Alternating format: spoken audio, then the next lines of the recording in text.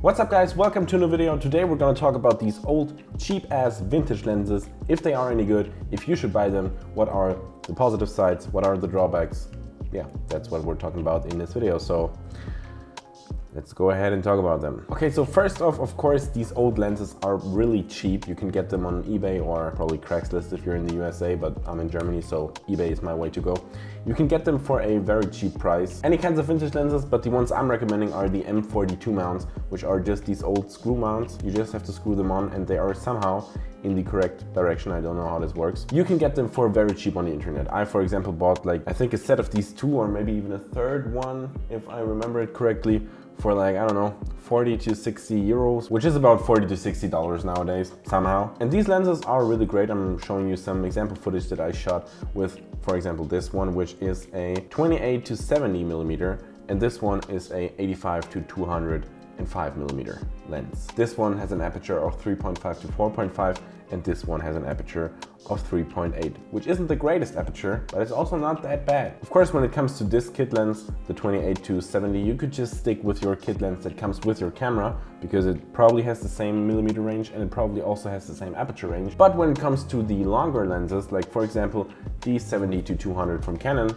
you're gonna be spending $2,000 or euros or even more on that one. And not everyone has that kind of money when they start out, which is a great reason why these old lenses come in handy, because that is a 200 millimeter lens and it came in at, I don't know, not even a tenth of the price. And as you can see, it holds up pretty good. Of course, you have some drawbacks with these old lenses, like for example, you don't have autofocus, which could be considered a bad thing, but also could say it is a good thing, because especially in the beginning when you're going to be getting these cheap lenses, you have to learn filmmaking, and you're learning filmmaking by doing everything manual. And I'm talking everything, not just the focus. You have to focus manually, which by the way, they have a great focus ring. It's so smooth and even longer than on these new photography lenses. Like it's almost like it's made for filming. Like you have a really long way until you focus from one side to the other, which is pretty good for focusing manually. You want that. But focus is not the only thing that is manual with these lenses. You also have a detached aperture ring, which is something that is considered very professional. If you have a cinema lens, you also could have a detached aperture ring, which a lot of people want.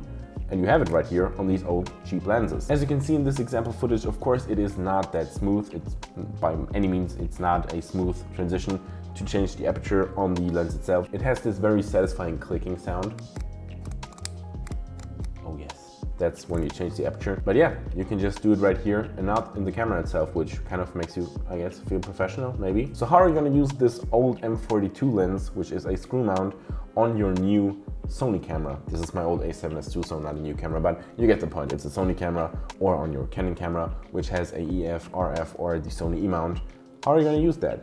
Of course, you can just buy an adapter, and these are very cheap, not like the Metabones adapter, because you don't need electricity to get through this mount to connect the camera to the lens, because this does not have autofocus and does not have aperture. It's not an electrical lens. I mean, it has a pin. I don't know what that is. Maybe you were able to change the aperture in the camera. I don't know. However, this adapter cost me I don't know. I got it off of eBay also a few years ago, like 2018. Let me take a look. As you can see, I'm not drinking coffee like any Peter McKinnon copycat. No front to all of you. I'm different. Maybe I just have an alcohol problem. Two-factor authentication. I did not get an SMS. You know what? Screw that. It was very cheap. Just trust me on that one. Maybe I'll put the price right here if I can look it up. Hold on. I got a list of all my expenses. Am I gonna find it? Oh, there we go. It's literally right there. M42 to NEX Sony E-mount adapter, $8.99. So it was 9 euros. So $9 for this cheap ass kind of adapter. I'm saying cheap ass a lot. I'm really sorry. So you can just screw that one onto the lens, and once you have it screwed on, you can take your camera, take off the lens cap, be careful that no dust enters the sensor, so I should probably hurry up, and then just click it on here, and now you have this lens on the camera. Easy as that. And yeah, these old lenses just feel great. They have a good grip, they have a good build quality, they are like strong metal, not this cheap ass plastic as you have nowadays, and they also have funny features like a built-in lens hood. You can just take it out here and you have your lens hood. You don't need to, you don't have to screw this big thing on, and if you want to retract that one, you have to put it on the wrong way around, which doesn't let you focus. I hate this. Whenever I have it like this, you know, I can zoom, but I can't focus. I have to take it off, put it the other way around, and I have this big thing on here, and then I can focus. But here, I can focus with it off and with it on.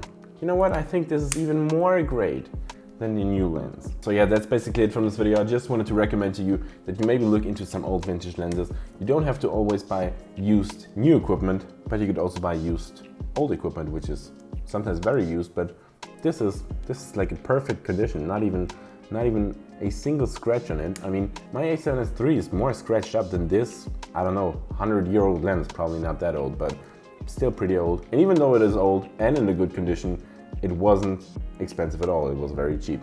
It was, you could say, cheap ass lens. So yeah, I really hope you enjoyed this video. If you did, please be sure to hit that like button and consider subscribing right here. You can watch more videos right here, and I will hopefully see you in the next video. Goodbye.